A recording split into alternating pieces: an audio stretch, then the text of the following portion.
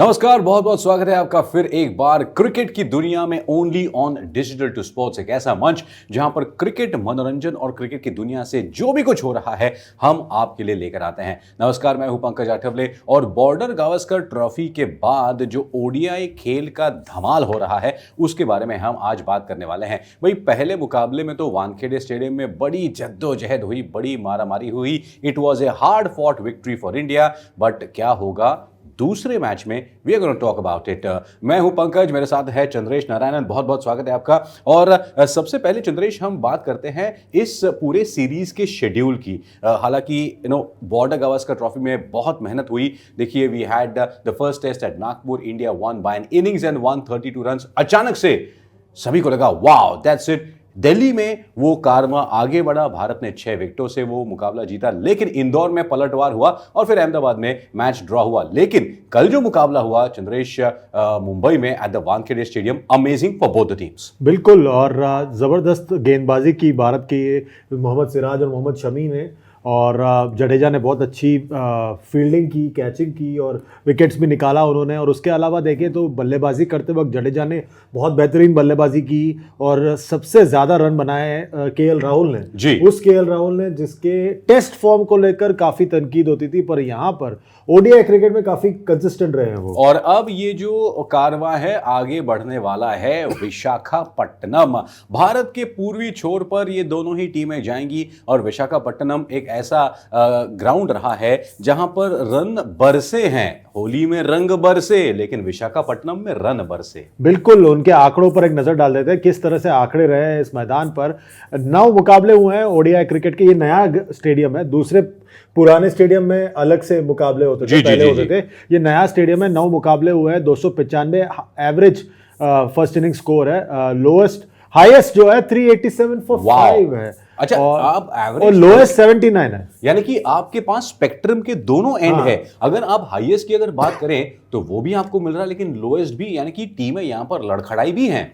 बिल्कुल, और यहां पर भी टीम जो पहले बल्लेबाजी करती है वो कम मैच जीते हैं बनस्पत के टीम जो दूसरी बल्लेबाजी करते हैं। और यहां पर भी तेज गेंदबाजों का ही ज्यादा प्रभाव है। Very interesting. See, these numbers are very very exciting दोस्तों, क्योंकि पेस जो है 59% विकेट्स पेसर्स ने लिए हैं, 41% स्पिन ने लिए हैं। और देखिए 250 से ज्यादा जो स्कोर है वो 15 बार हुआ है 9 मुकाबलों में। मतलब 18 पारी जो है उसमें 15 बार 250 से ज्यादा रन बने हैं। यानी कि आप कह रहे हैं कि वो जो लोएस्ट इनिंग स्कोर है, it happens once in a while. Yes, okay, तो मतलब हम ये मान सकते हैं कि Visakhapatnam should be a run fest. Absolute run fest. और छोटा ग्राउंड है और खूबसूरत शहर है, जी। बेहतरीन जगह है। दोनों टीमों को काफी मजा आएगा। जो क्राउड आने वाला है उनको बहुत ज्यादा मजा आने वाला है, पूरा पैसा वसूल होगा पूरी तरह से। लेकिन दोस्तों, हम लेकर आए हैं ये फैंटेसी प्रीव्यू आपके लिए। Welcome to the fantasy preview. करेंगे हम पिछले मैच का भी रिव्यू। फैंटेसी टीम बनाते हैं, करते हैं कैलकुलेशन। थोड़ा चंद्रेश, लोहा गर्म है, मार दो हथौड़ा। एग्जैक्टली। और हथौड़ा मारने के लिए हमने हमारी टीम्स बनाई हैं। हमारा जो फैंटेसी कैलकुलेशन है, कुछ जोड़ा कुछ घटाया और अच्छे अच्छे खिलाड़ियों को लिया है। सबसे पहले देखते हैं चंद्रेश भाई ने अपनी टीम में, अपनी फैंटेसी टीम में कौन कौन से खिलाड़ियों को रखा है, क्योंकि देखिए हमारा भी थोड़ा सा कैलकुलेशन चल रहा था। Chandresh, it's getting very difficult nowadays. It's very difficult. और देखिए ये है मेरा 11, और रोहित शर्मा, विराट कोहली, शुभमन गिल, मिचेल मार्श। देखिए मैंने इस टीम में कम ही ऑस्ट्रेलियंस को रखा है। मैं वही सोच रहा हूं, मतलब अच्छा, let's go through the team first and then I will see where. Mitchell Marsh, KL Rahul wicket keeper, Hardik Pandya, Marcus Stoinis, Ravindra Jadeja vice captain मेरे टीम के, मिचेल स्टार्क, सिराज और फिर कुलदीप यादव। और आप इंडिया की टीम को ले लेते हैं? नहीं, पर रूल्स अवेलेबल है अभी कि आप 10 तक ले सकते हैं खिलाड़ियों को एक ही टीम के, तो फिर मेरी क्या गलती है उसमें? मुझे जो ज्यादा पॉइंट देगा मैं उसको लूंगा। एग्जैक्टली दोस्तों, ये बहुत जरूरी है समझना। लेकिन very interesting choice. Of course Rohit Sharma is back into action. Virat Kohli पिछले मुकाबले में कुछ खास चले नहीं, मिचेल मार्श भी कुछ खास नहीं चले, but KL Rahul, Marcus Stoinis और रविंद्र जडेजा, साथ में सिराज एंड स्टार्क और कुलदीप यादव भी, इन सभी ने भरपूर पॉइंट दिए। बिल्कुल। और देखिए कि मुझे लगता है शुभमन गिल जो पहले मुकाबले में ज्यादा चले नहीं, वो भी इस मुकाबले में चल सकते हैं, इसलिए मैंने इनको पिक किया हुआ है। हार्दिक पांड्या भी है जिन्होंने पिछले मुकाबले में अच्छी गेंदबाजी की और कैचिंग भी किया उन्होंने, और बैटिंग में भी उन्होंने कंट्रीब्यूट किया। तो तीनों लिहाज से वो मेरे लिए पॉइंट्स दिए हैं उन्होंने। लेकिन आपके यहाँ बैटर्स कम और ऑलराउंडर्स और बॉलर ज्यादा है। तो चलेगा ना, मुझे जो ज्यादा पॉइंट्स देता है मैं उसके साथ। क्या बात है। मिचेल मार्श जो है मैंने उसे बैटर के तौर पर लिया हुआ है, वो ज्यादा गेंदबाजी करे ना करे मुझे और ये देखिए ये आपका 11 है। अच्छा आपने भी कुछ किया है तो बताइए। हाँ देखिए, अच्छा मेरी टीम में मैंने क्या किया है, कोशिश की है to kind of balance everyone. यहाँ पर रोहित शर्मा, विराट कोहली, शुभमन गिल। तो बैटिंग में मैंने ये सेट किया है, केएल राहुल को लिया है मैंने क्योंकि ही इज इन फॉर्म, तो वो खेलेंगे। जडेजा मेरे ऑलराउंडर है और वो कैप्टन भी है मेरे वो वाइस कैप्टन है। हाँ। विराट कोहली मेरे कैप्टन है, लेकिन यहाँ पे विराट आपके कैप्टन है, वाइस कैप्टन है, और जडेजा कैप्टन है। मतलब हम दोनों ही इस कोशिश में हैं कि पॉइंट्स कहां से ज्यादा निकालें। Yes, Marcus Stoinis, Hardik Pandya, Cameron Green को मैंने अभी भी रखा बिकॉज कल के मैच में at Wankhede he did a decent job, but at the same time मैंने मिचेल स्टार्क, मोहम्मद शमी और कुलदीप यादव को लिया है क्योंकि विशाखापट्टनम में अगर देखें तो रन फेस्ट जरूर होगा, इसलिए मैंने एक ही सॉर्ट ऑफ स्पिनर लिया है। लेकिन जिस तरीके से मार्कस स्टोइनिस ने पिछले मैच में गेंदबाजी की थी, वो हार्दिक पांड्या और कैमरून ग्रीन, मुझे ऐसा लग रहा है कि they will get more points for me. मुझे लग रहा है आपने सिराज को ना लेकर थोड़ी गलती कर दी, क्योंकि शुरुआती दौर में और अंत में आकर सिराज विकेट लेते हैं। आई नो दैट, लेकिन मैंने कोशिश की थी।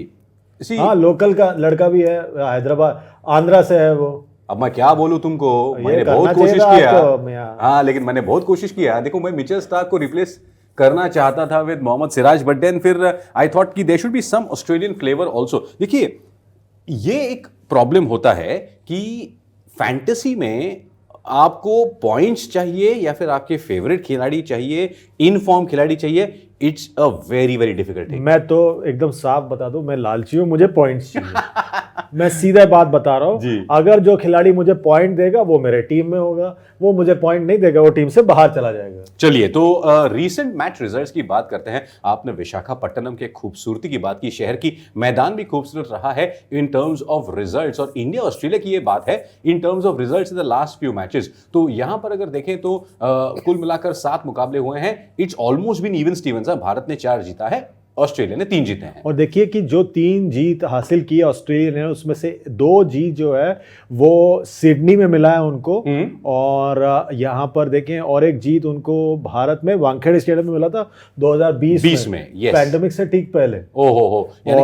और वार्नर, फिंच वगैरह खेलते थे तब। फिंच तो आजकल कमेंट्री कर रहे हैं, तो फिंच रिटायर हो चुके हैं। वार्नर शायद फिट हो जाएं इस अगले मुकाबले के लिए। पर ओवरऑल देखा जाए तो काफी कुछ बदला है भारतीय क्रिकेट में, तब से लेकर 2020 से लेकर अब तक। ऑस्ट्रेलिया के क्रिकेट में भी बदला है, काफी बिल्कुल बदला है। और देखिए विशाखापट्टनम में क्या हुआ है, हाल क्या रहा है। भारत 9 मुकाबला खेला है, वहां पर 7 में जीत हासिल की है, 1 हारा है और एक टाई भी हुआ है। लेकिन ऑस्ट्रेलिया ने वहां पर सिर्फ 1 मुकाबला खेला है वहां पर विशाखापट्टनम में, और वो हारा है। ये वो वाला मैदान है, ये मतलब ये नए वाले मैदान की बात करें, इससे पहले एक 96 वर्ल्ड कप में उन्होंने पुराने वाले मैदान पर भी खेला था, जो मुकाबला था कीनिया के खिलाफ। करेक्ट। तब वो मुकाबला भी जीता था उन्होंने पुराने मैदान। हाँ लेकिन नया मैदान भी इट्स रियली वेरी ब्यूटीफुल। और अगर हम विशाखापट्टनम में जाए तो समुद्र के किनारे धीरे धीरे करके हम आते हैं उस मैदान की तरफ, and the new stadium is really worthwhile. लेकिन फिर भी ये इतना बड़ा नहीं है जितने नए स्टेडियम्स होते हैं। बिल्कुल, और शहर के बाहर है, जैसे आपने कहा समुद्र के पास है, खूबसूरत एकदम साफ सुथरा शहर है। लेकिन Visakhapatnam is known for the beach, जहां पर सबमरीन रही है, जहां पर आप जा सकते हैं, and the Indian team is known for its hitman, जो टॉर्पीडोज छोड़ते हैं अपने बल्ले से। Right, talking about Rohit Sharma. बिल्कुल, वापस आ चुके हैं रोहित शर्मा इस मुकाबले के लिए। पहला मुकाबले में उन्होंने विश्राम लिया था पर्सनल रीजंस के लिए, इस मुकाबले के लिए वो तैयार है, और वो अगर चल पड़े तो फिर बल्लेबाज दूसरे टीम की गेंदबाजों की कोई खेर नहीं।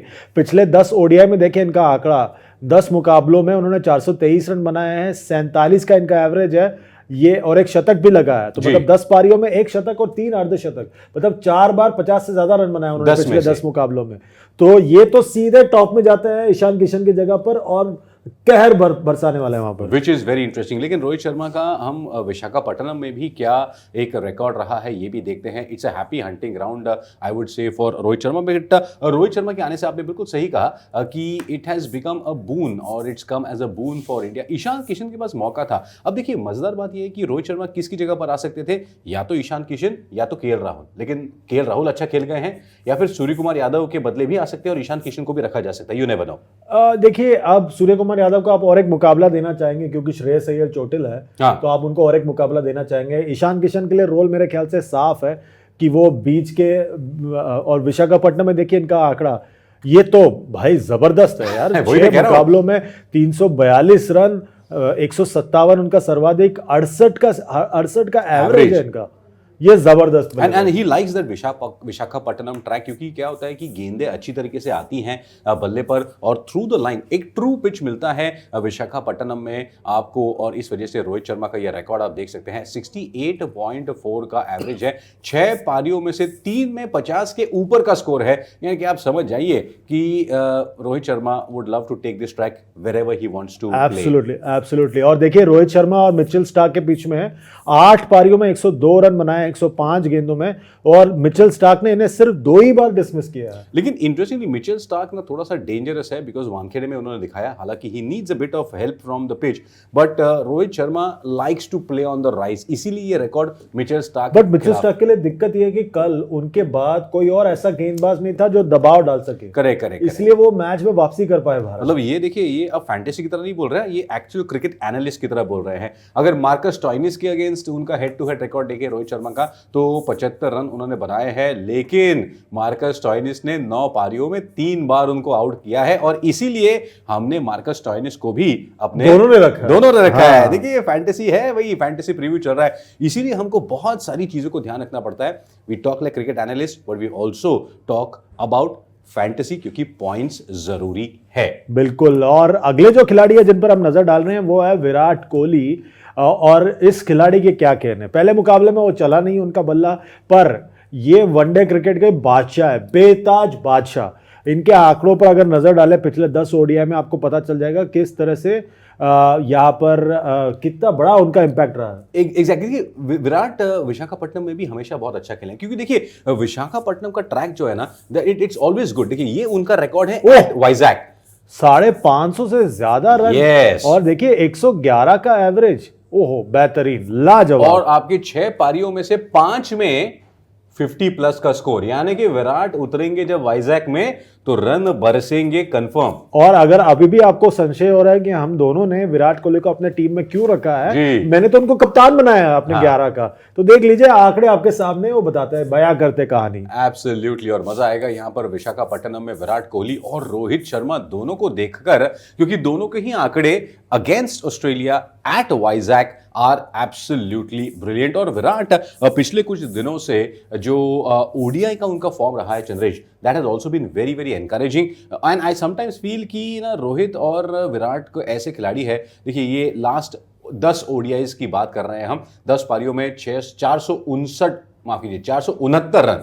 469 with a best of 166 not out. Amazing, amazing, जबरदस्त। 3 शतक लगाया उन्होंने। हाँ, अर्धशतक नहीं, सीधा शतक। हाँ। And the point is that sometimes I feel Rohit and Virat actually are कलाकार है, वो आर्टिस्ट है, तो उनको ओडीआईज और टेस्ट में ही ज्यादा खिलाना चाहिए। बिल्कुल वही हो रहा है अभी, और इसी बात की चर्चा होती है ज्यादातर। और विराट कोहली भले पिछले मुकाबले में नहीं चले, पर इनका आंकड़ा देखिए एडम जाम्पा के सामने, 10 पारियों में 199 रन बनाए उन्होंने, 4 बार उन्हें डिसमिस किया है, पर लगभग 50 का एवरेज है यहाँ पर। लेकिन वो जो 4 बार डिसमिस किया है ना, that is where it is important. मैं भी एडम जाम्पा को अपनी टीम में कहीं ना कहीं एडजस्ट करने की कोशिश कर रहा था, लेकिन ये आंकड़ा देखकर I was very very encourage. मैं ये सोच रहा था कि क्या एडम जाम्पा को मैं मेरी प्लेइंग 11 में कुलदीप यादव की जगह लूं या नहीं, बिकॉज विराट के अगेंस्ट इनका रिकॉर्ड बहुत अच्छा है।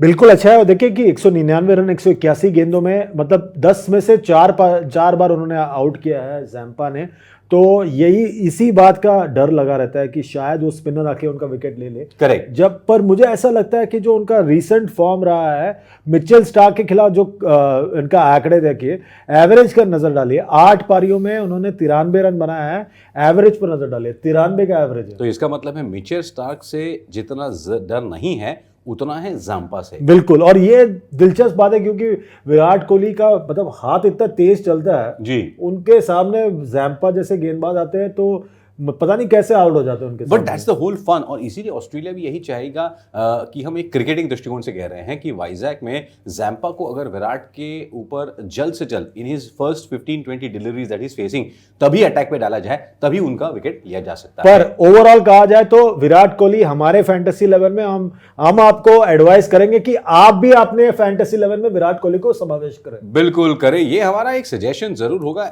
एक हेवी रिकमेंडेशन कहते हैं ना, उसको कहेंगे हम। और विराट कोहली के बाद एक और खिलाड़ी के बारे में बात करना जरूरी है और वो है केएल राहुल, जो उम्मीदों पर खरे नहीं उतर पाए टेस्ट मैचेस में, लेकिन इनके 10 पिछले ओडीआईज की अगर बात करें तो 311 रन इन्होंने बनाए हैं, 75 का इनका एक हाईएस्ट रहा है and average is decent. I mean he needs to do more, but इनका फॉर्म पिछले मैच में अगर देखें तो it means that he is in contention. मुझे लगता है कि ये फॉर्मेट इनको बेस्ट सूट करता है, ना ये बहुत तेज वाला फॉर्मेट है T20 की तरह, ना ये टेस्ट क्रिकेट जैसा जी, और जी। आपके पेशेंस पे काम करते हैं। इस फॉर्मेट में करेक्ट बैलेंस और ये परफेक्ट बैटर ये इनफैक्ट बहुत अच्छी बात आपने कही, श्रेयस अय्यर हो या फिर केएल राहुल हो, these are the players who are tailor made for the ODIs thing, you know. आप पहले 15 ओवर, उसके बाद के अप टू 40 ओवर्स का दूसरा स्टेज और आखिर, तो यहाँ पर भी हमने वानखेड़े में देखा कि केएल राहुल लगातार रुके रहे, बने रहे, डटे रहे और जब इनको मौका मिलता है तो अच्छे अच्छे स्ट्रोक्स भी लगाने में वो पीछे नहीं हटे। वाइजैक का मैदान इनको भी रास आएगा। बिल्कुल, और कीपिंग भी काफी अच्छा किया था इन्होंने पहले मुकाबले में तो।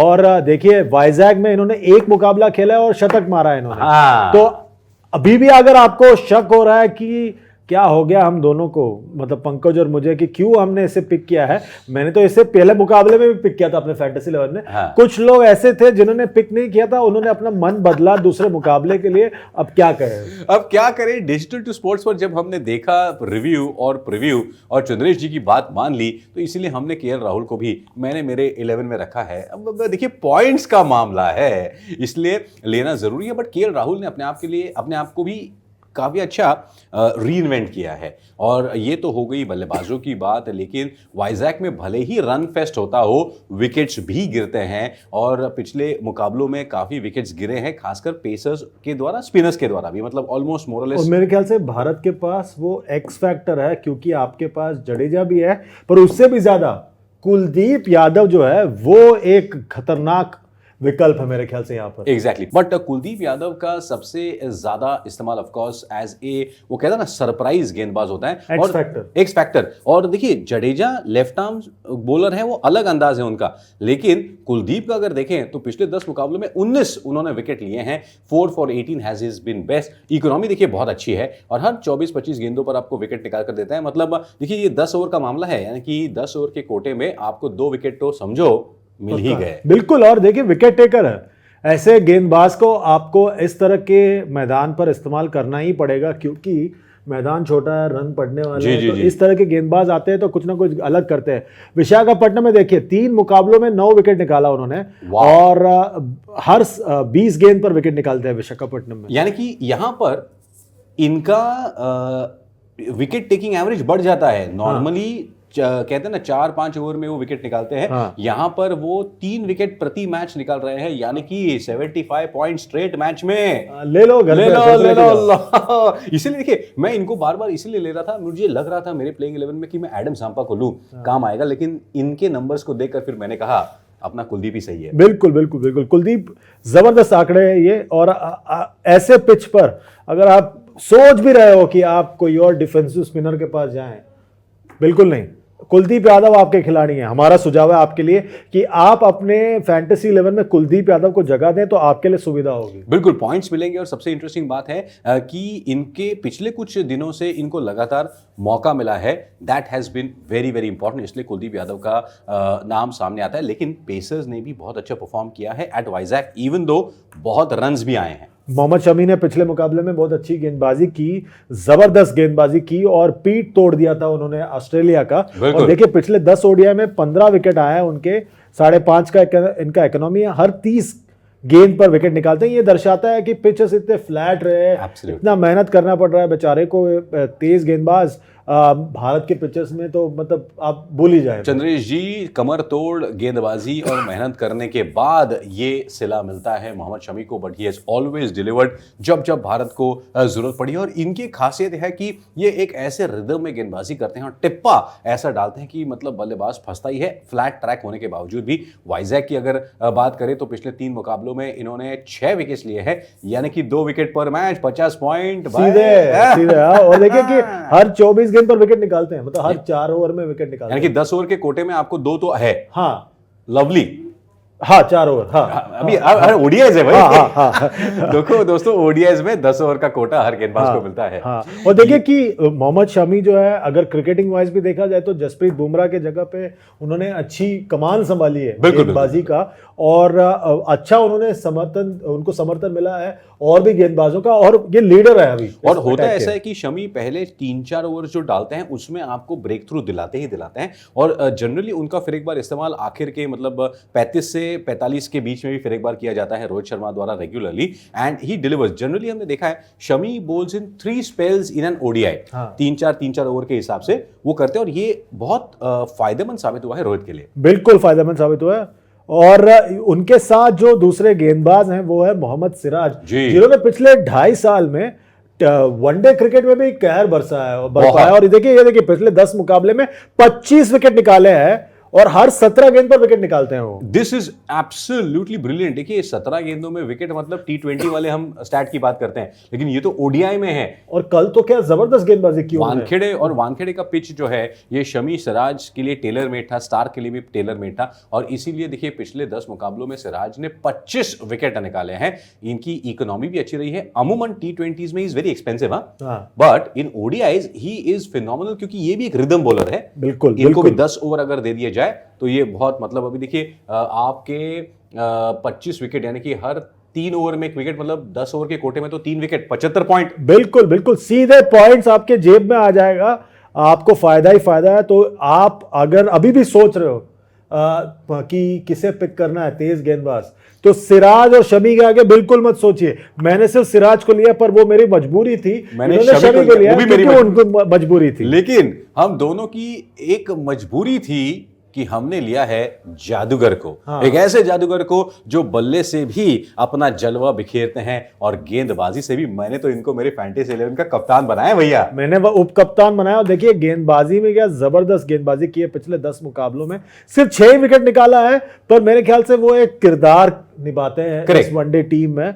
जबरदस्त फील्डर, वहां पर भी आपको पॉइंट्स मिलेगा, गेंदबाजी में आपको पॉइंट्स मिलेगा, और फिर उसके बाद जिस तरह से कल उन्होंने बल्लेबाजी की उसका भी पॉइंट्स मिलेगा। बिल्कुल, बहुत बढ़िया। पिछले 10 मुकाबलों में 6 विकेट्स, और कल उनकी वापसी हुई थी। एग्जैक्टली। अच्छा, ये एक ऐसा खिलाड़ी है, अगर ये ब्रेक भी लेता है तो भी वापस आने के बाद ये जबरदस्त होता है इनके बल्लेबाजी। और देखिए बल्ले के साथ इनका आंकड़ा देखिए, पिछले 10 मुकाबले में 8 पारियां खेले उन्होंने, 259 रन बनाए हैं, और एवरेज 65 का एवरेज है। अभी भी आप अगर सोच रहे हैं कि किस ऑलराउंडर को लें, तो इस ऑलराउंडर के आगे बिल्कुल नहीं जाना चाहिए आपको। रविंद्र जडेजा ने प्रूव किया है, और वो मैं कह रहा हूं ना कि इनको इंजन गर्म करने में ज्यादा समय लगता नहीं है। जब भी वो टीम में लौट कर आते हैं एक हाथ ब्रेक के बाद, तो भाई उसी अंदाज के साथ, उसी धमाल, एक कहते ना कि रिफ्रेश्ड अंदाज में वो गेंदबाजी भी करते हैं और बल्लेबाजी भी करते हैं। वानखेड़े में हमने देखा कि जब भारतीय टीम मुश्किल में थी तब इन्होंने साथ दिया, और गेंदबाजी पिच घास वाली हो या फिर वाइजैक जैसे पाटा विकेट हो, सब जगह पर रविंद्र जडेजा हमेशा चलते हैं। बिल्कुल। हमने मगर पंकज भारत की इतनी ज्यादा बात कर ली, कुछ ऑस्ट्रेलिया की भी बात कर लेते, वो भी मैदान में है। हाँ, आप कितने मतलब पक्षपात कर रहे हैं। अच्छा, आप अपनी टीम में ज्यादा से ज्यादा इंडियन प्लेयर को लो फैंटेसी टीम में। पक्षपात तो आप कर रहे हो, आप ज्यादा भारतीयों की बात कर रहे हैं, तो ऑस्ट्रेलिया की भी बात कर। चलिए, आपकी बात मैंने सुन लेता हूं। और देखिए जो पॉइंट देगा उसको हम लेंगे। अब ऑस्ट्रेलियन गेंदबाज है, वो पॉइंट दे रहे हैं, तो उनको हम क्यों ना लें। फैंटेसी का ये रूल आप हमेशा याद रखिएगा। देखिए हम कभी कभी इमोशनल हो जाते हैं as a cricketer, commentator, analyst, लेकिन फैंटेसी टीम बनाते समय मिचेल स्टार्क का आप नाम नहीं भूल सकते। बिल्कुल नहीं भूल सकते। कल उन्होंने बहुत जबरदस्त गेंदबाजी की। 10 मुकाबले में, पिछले 10 मुकाबले में 22 विकेट निकाले हैं। जबरदस्त गेंदबाजी की है इन्होंने। हर 24 गेंद पर विकेट निकालते हैं, हर 4 ओवर में विकेट निकालते हैं, यानी कि 2 विकेट तो आपके बिल्कुल 3 विकेट निकाला उन्होंने। एग्जैक्टली। हाँ, तो कल तो 75 पॉइंट मिल गया था। कल को बिल्कुल बिल्कुल। और इकोनॉमी में देखिए 4.4। मिचेल स्टार्क एक ऐसा खिलाड़ी है जिसके बॉडी में इतने सारे पुर्जे लगे हुए हैं ऑपरेशंस के बाद, फिर भी अभी भी वो डट कर खेल रहा है और इनकी गेंदबाजी का सामना करना इतना आसान नहीं होता। बिल्कुल आसान नहीं होता, और ऐसे खिलाड़ी से आप हमेशा आपको डर लगा रहता है, क्योंकि ये चोट का खाया हुआ शेर है जी। क्योंकि जॉर्ज हेजलवुड भी यहाँ पर नहीं है, पैट कमिंस भी यहाँ पर नहीं है, तो अकेले यहाँ पर लड़ाई कर रहा है गेंद के साथ। और साथ में इनके कैमरून ग्रीन, मार्कस स्टोइनिस जरूर है, बट इट्स वेरी इंपॉर्टेंट कि मिचेल स्टार्क को आप जरूर ले। मैंने तो अपनी टीम में उनको लिया है। अब यही होता है ना कि आप किन किन को ले, ये आपको थोड़ा सा सोचना पड़ेगा। We are trying to help you in that, but when we talk about the Australian bowling, उनके बल्लेबाजी पर भी ध्यान देना होगा। भले वानखेड़े में वो नहीं चले, लेकिन वाइजैक के पिच पर जहां पर रन फेस्ट होता है तो वो भी तो मजे लूटेंगे। बिल्कुल, मेरे जहन में एक नाम आ रहा है, आप शायद उसमें सहमत होंगे, वो है स्टीव स्मिथ। बिल्कुल, मुझे लगता है कि ये जो खिलाड़ी है जबरदस्त खिलाड़ी है। पिछले 10 मुकाबले में देखे 480 रन बनाया है। एवरेज पर नजर डालें, 69 का एवरेज। और ये कल भी वानखेड़े में ठीक ठाक खेल रहे थे। हाँ। वो थोड़ा सा ये मतलब इन द सेंस कप्तान भी है और ये बड़े जुझारू ऐसे कप्तान है, and he is a very very fighting player. और रन फेस्ट जब होगा वाइजैक में तो इनका भी योगदान होगा। 480 रन 10 पारियों में, इन्होंने पिछले 10 पारियों में 4 इनिंग्स में 50 से ज्यादा बनाया है। So he is the man to watch out for. बहुत खतरनाक खिलाड़ी है। और नंबर 3 पर आएंगे, जबरदस्त बल्लेबाजी करेंगे, और मुझे लगता है कि इनसे आपको बहुत ज्यादा पॉइंट मिल सकता है। भले ही भारत को नुकसान हो जाए, पर आपको फायदा होगा। एग्जैक्टली, क्योंकि ये फैंटेसी प्रीव्यू चल रहा है। तो चलिए हमारे दोनों के फैंटेसी जो हमने टीम बनाई है उस पर नजर डालते हैं। चंद्रेश बाबू, आपके क्या कहने हैं? कुछ चेंज करना चाहेंगे आप? बिल्कुल नहीं, नहीं अभी तो बिल्कुल नहीं। कल टॉस के वक्त देख लेंगे। हाँ, वो भी है। टॉस के बाद 1 बजे टॉस के बाद देख लेंगे, बदलाव कर लेंगे टीम में। क्या बात है। अभी पिच रिपोर्ट और टॉस हो जाए, अगर कप्तान ने बदल दिया, हाँ। अगर इसमें से कोई खिलाड़ी खेल नहीं रहा है, हाँ। तो वो तो कल में टॉस के बाद भी तो बदलाव कर सकते हैं। 1:30 बजे पहली गेंद डालने से पहले तक हाँ। 1:29, 1:28 तक मैं अपना टीम बदल सकता हूं। क्या बात है। तो चंद्रेश बाबू इस फिराक में है कि अगर कोई चेंजेस नहीं हुए प्लेइंग 11 में तो यही उनकी टीम रहेगी और ये मेरी टीम। आप कुछ बदलाव कर रहे हैं अपने? नहीं, मैं सोच नहीं करूंगा, छोड़ो ये। This is a very good balance. मगर कल अगर कप्तान ने किसी एक को निकाल दिया बाहर, हाँ, तो फिर देखिए कोई सुबह उठा और पता चला उसका तबीयत खराब है, तो लेकिन आपकी तरह मेरे पास भी 1:28 और 1:29 PM तक मौका है बदलने का, भारतीय समय। एग्जैक्टली। और इसीलिए दोस्तों आपको बने रहना है हमारे साथ। और ये है मेरे और चंद्रेश के प्लेइंग 11। चलते चलते प्रेडिक्शन टाइम भी हो जाए। क्या लगता है आपको, क्या होगा वाइजैक में रिजल्ट? देखिए, मैं तो पहले ही बता चुका हूं, बॉर्डर गावस्कर ट्रॉफी आप कह रहे थे ऑस्ट्रेलिया जीतेगा। हाँ। मैंने कहा था भारत जीतेगा जी। अब ये वाला जो वनडे सीरीज है, मैं पहले ही कह चुका हूं कि भारत जीतेगा। हाँ, खेल खत्म। मैं कहता हूं कल का मुकाबला ऑस्ट्रेलिया जीतेगा। ये देखिए, यही होता है। वो ये जो काले कोट में जो बैठे हैं जी, आप इनके ऊपर नजर डालिए, आप खुद फैसला कर ले। पर फैंटेसी में हम दोनों की बात मानिए, इस बात पे मत मानिए। एग्जैक्टली। तो इसीलिए दोस्तों डिजिटल टू स्पोर्ट्स पर ये था हमारा फैंटेसी प्रीव्यू दूसरे ओडीआई का। उम्मीद करते हैं आपको ये मजा आया होगा, आपको भरपूर पॉइंट्स मिले हमारे सजेशन से। यही हमारी एक मनोकामना है। लेकिन आप भी हमारे साथ बने रहिएगा ऑन डिजिटल टू स्पोर्ट्स, क्योंकि ये आपका मंच है। लाइक करें, शेयर करें, सब्सक्राइब करें, नोटिफिकेशन की घंटी दबाना ना भूले। मिलेंगे फिर एक बार इसी मंच पे जिसका नाम है डिजिटल टू स्पोर्ट्स।